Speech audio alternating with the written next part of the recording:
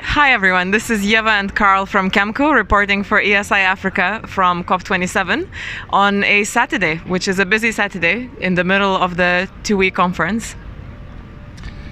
Yeah, and we thought that we'd give a bit of a wrap up of where the negotiations are at so far, and then maybe where we've been at as Camco during the week. So maybe I'll start on the negotiations. Go ahead. So there are 4 big questions here. There's mitigation, adaptation, loss and damage, and finance. Now, the structure of COP is that these issues are broken down and they go to individual negotiating groups. So today's a really good sort of point to assess where we're at.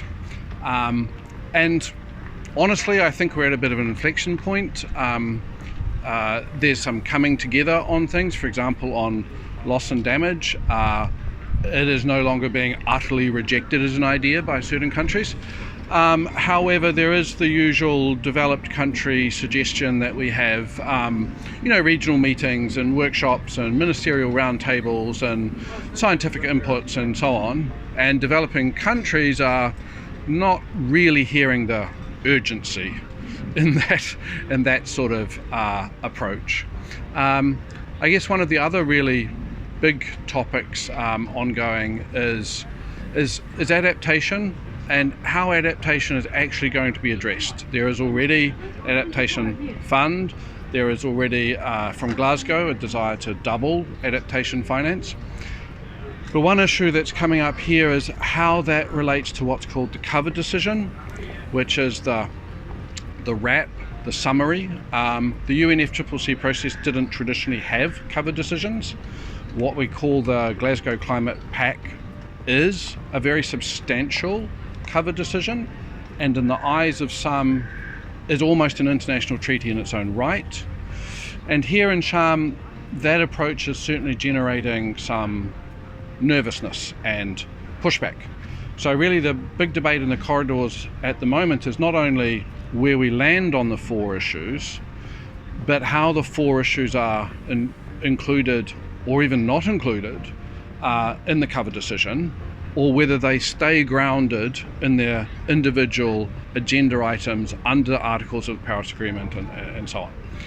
And this, I guess, is kind of segues nicely into perhaps the biggest issue with this series of negotiations here in Sharm, is just the role of the presidency. Egypt is new to this. Obviously, it's never held a COP before. Generally, all of these decisions are very party-driven from the ground up and based on consensus. There is a group of ambitious developing and developed countries, AOSIS and the EU, who are trying to remind Egypt that this process of everybody talking needs to be brought together. An analogy that I've heard is, you can imagine that everybody's very talented at playing a musical instrument, and if you just let them play, you don't have Sibelius's violin concerto. It's just noise.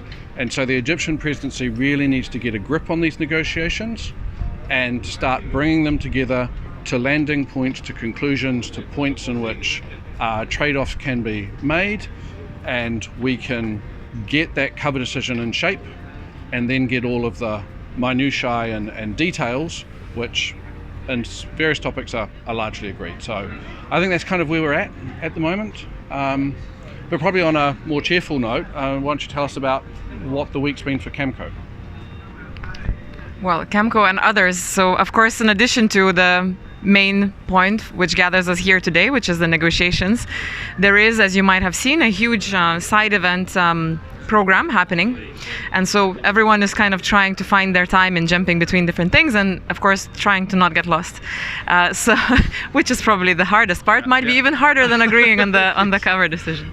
So we have been busy with some of the side events that we've been attending and running ourselves, and that included mostly events focused on how to mobilize private finance how to use public resources to attract more climate finance into the areas which are normally perceived too high risk for investors, and so we're trying to unlock them by facilitating this dialogue and trying to find some of the common ground. We've run events focused on the Pacific as well as African renewable energy space and also climate smart agriculture.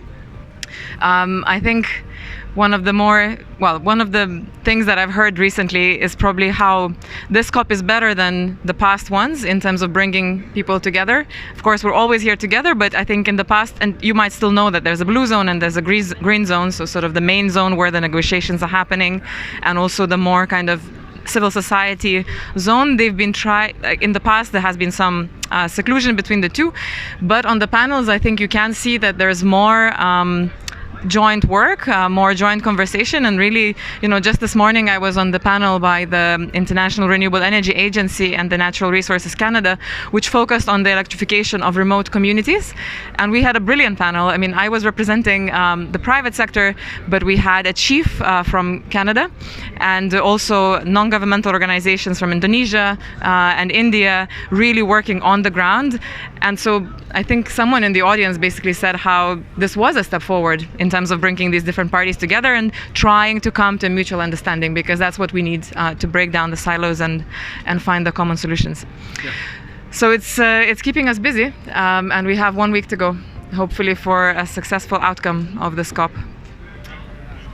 Yeah, so thank you, and thank you on behalf of our partner ESI, and we'll be speaking with you more soon. Thanks.